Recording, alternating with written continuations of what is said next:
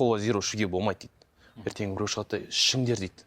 Біреу шығады ертең ішінде аспаркам деген сахарында бабка бар, оны ішпеңдер.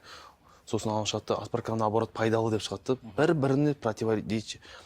Сол бір-біріне репост жасау үшін, активность болу үшін сондай шығады. Негізі әр заттың, мен сізге бір маңызды ақпарат айтайын. Әр заттың бұл дүниеде өзінің нормасы бар.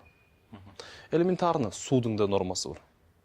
Күніне бір 2-3 литр су адамның нормасы. Одан асып кететін болса, ол минералдарын шайып тастайды, почкасы напрягаться етеді, асқазан құртады, слизистый желудка бәрін құртып жібереді. Поностан понос и тому болады. Сол үшін адамның бір белгілі бір нормасы бар, да, өзінің денесіне сай. Мысалы, энергетикті айтатын болсақ.